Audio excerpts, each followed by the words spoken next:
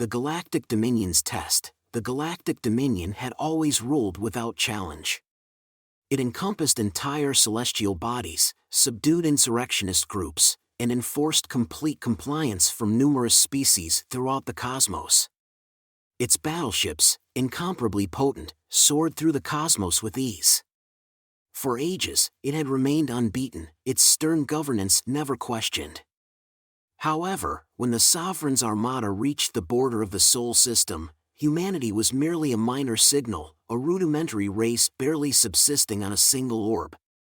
The Dominion saw no reason to dread the denizens of Earth. They were fragile, fragmented, and insignificant in the vast expanse of cosmic affairs. To the Sovereign, humans were merely an interesting novelty, potentially useful as laborers but not as adversaries. Hence, a challenge was proclaimed, a decree was transmitted galaxy-wide, reaching Earth swiftly. We, the Galactic Dominion, issue a challenge to humankind. The Sovereign's proclamation resonated across all media. Demonstrate your value or face subjugation. We will select the battleground, the regulations, and the contenders. Do not disappoint us.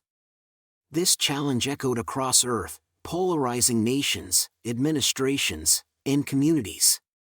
Was this a menace to be disregarded, or a summons to arms? Earth's global coalition convened in a major assembly, the gravity of the choice palpable. Politicians sought to evade interstellar conflict, while militarists viewed this as a chance to validate human valor. Regardless of their views, one thing was evident: the challenge had to be answered. Hence, a call was issued to humanity's elite warriors, to those who had conquered the improbable and triumphed. Yet, one name overshadowed all: Commander John the Phantom Harrow. John Harrow, a man of few words, had never pursued fame nor had he ever posed for the media. His fame, forged in harsh jungles and covert missions, was one of pure dread to his foes. John was the type who could make countless warriors reconsider their advance merely by the echo of his march. His record was unmatched, a decorated hero from various elite squads, a tactician, a leader, and, foremost, a survivor. When the global coalition summoned him, he accepted without hesitation. He knew what the Dominion offered: they viewed themselves as deities over the feeble and the timid. John saw it as an opportunity to show the cosmos what humans could achieve when driven by a cause.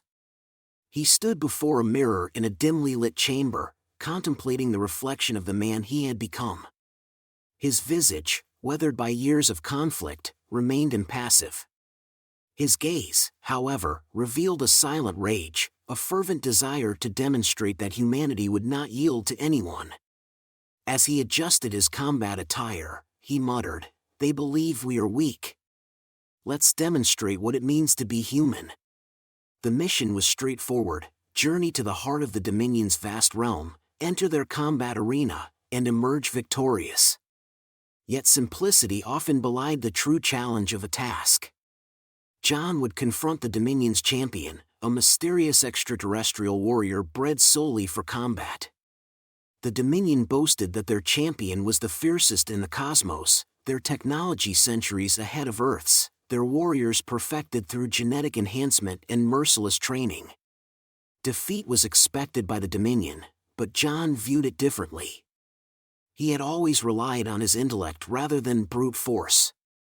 His greatest weapon was his mind. He could interpret the battlefield as one might a chart. Above all, John possessed something the Dominion could never comprehend: a profound, unyielding will to endure and a deep-rooted anger towards those who believed they could subjugate humanity. As he boarded the sleek spacecraft bound for the Dominion's arena, John's thoughts swirled with strategies, considering everything from the arena's terrain to the characteristics of the alien champion he would confront. He had been briefed on the alien's capabilities, strength, agility, and endurance, but John harbored no fear of the unknown. The unknown was merely a challenge to be unraveled, a puzzle to be solved. Yet as the vessel entered the Dominion's territory, John felt an unexpected emotion. It was not fear, he had faced worse odds, but respect. The Dominion had underestimated humanity, and now was the time to make them comprehend the cost of that error. The ship docked at the Imperial Station, and John was led to a holding cell. There were no ceremonies, just the sterile efficiency of a Dominion that had never contemplated defeat. Alone in his cell, John prepared mentally, not requiring the support of others. He was a weapon, ready for this very moment. The arena doors would soon open, marking humanity's opportunity to prove to the cosmos that they were a force to be reckoned with. John Hargrave wasn't merely a soldier, he was humanity's response to the Dominion's challenge, and he was determined to ensure the galaxy would never overlook the name of the American Phantom. As the countdown commenced, John allowed himself one final thought: this is our moment. Let's make it count. With that, the first chapter of humanity's ascendance began, the trial of strength. The Grand Arena was a cavernous moon enveloped in transparent barriers, spanning over 100 kilometers in diameter. The terrain was barren, devoid of life except for the occasional patches of dust and jagged stones scattered across the arena. Around the perimeter, representatives of countless alien species sat in rows, their eyes flickering like distant stars, their skin shimmering with unearthly hues, their forms defying any human classification. They watched in silence, anticipating the spectacle about to unfold. The buzz of expectation was almost tangible. John Graves stood at the center, a solitary human amid a sea of alien spectators.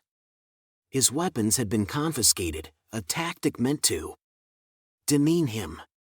Yet, he stood tall and unbroken.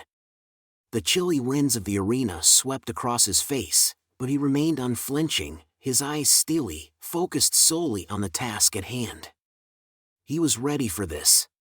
The Dominion's envoy, a towering figure clad in dark armor, approached with a mechanical voice booming from its helmet. "Commander John Harrow of Earth, you are to face the greatest champion of the Galactic Dominion.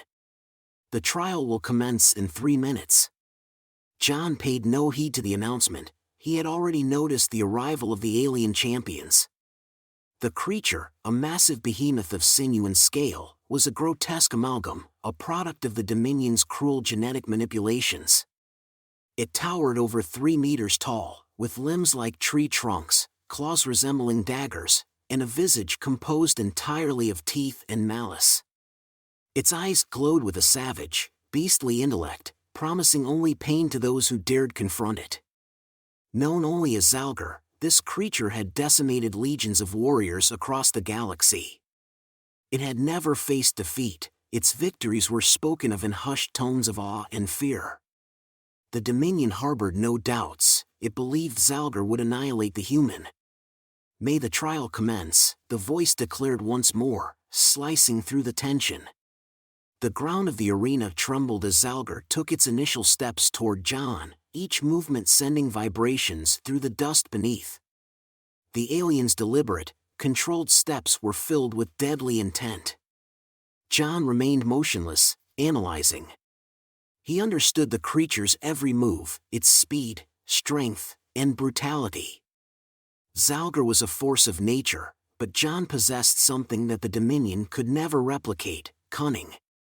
Zalgar charged first, a blur of muscle and fury.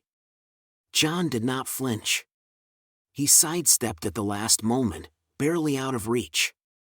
The alien's claws tore through the air, leaving deep gashes in the ground, but it was already past John, who quickly assessed its subsequent action.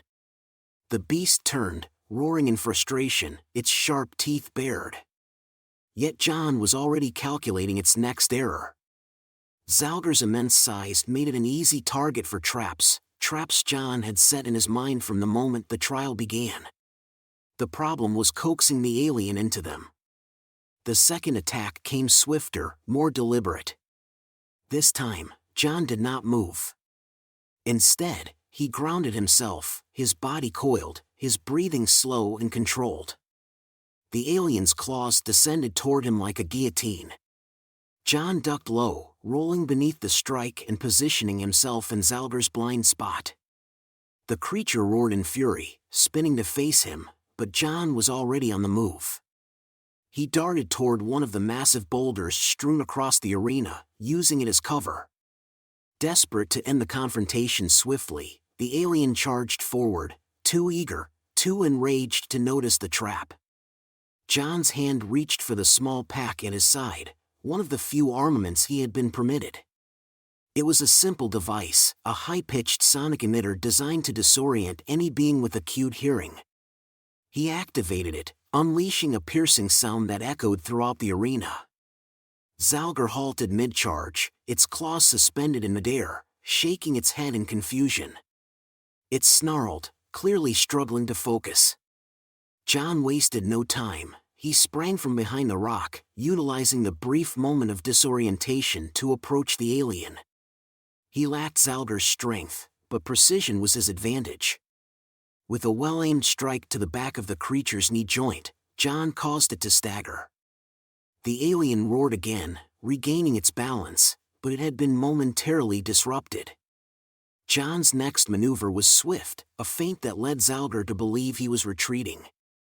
The alien lunged, anticipating John's flight, but John had predicted this too. He dropped low, sweeping his legs beneath the alien's massive frame, using his momentum to destabilize Zalgar. The beast staggered, its colossal body tilting forward. For a moment, it seemed as though the battle was lost for the alien. However, Zur was no ordinary adversary, it was relentless. The creature recovered quickly, its claws scraping against the arena's surface as it redirected its fury toward John once again. But John was prepared. He had analyzed the creature's patterns, its behavior. Zurk's fury was its greatest strength and its greatest weakness. It was predictable, almost mechanical in its aggression, and that would be its downfall. With another strategic move, John darted to the side again, drawing the alien away from its center of gravity. He moved closer this time, baiting it into striking. As the creature swiped again, John ducked beneath the claws, narrowly avoiding the deadly swipe, and delivered his elbow to the creature's exposed flank. The impact, though minor compared to the alien's size, was sufficient to cause it to falter again. The audience fell silent. What they had anticipated as a straightforward victory for the Dominion's champion had evolved into a far more perilous confrontation. John was not merely surviving, he was adapting, attacking when Zal's defenses were most vulnerable. The battle had gradually shifted in humanity's favor. With a final surge of energy, John advanced once more, exploiting the creature's overconfidence. He planted his feet, driving his shoulder into the beast's midsection. Zal's massive form was propelled backward, crashing into the arena's force field with a violent thud. John stood over the fallen alien, his chest heaving, sweat beading on his forehead. He derived no pleasure from the victory, he recognized that this was merely the beginning. The fight was far from concluded, but the message had been conveyed: humanity was not to be underestimated. The Dominion's champion lay vanquished at his feet, and the arena erupted in disbelief. Humanity's declaration to the cosmos, the silence in the arena was deafening.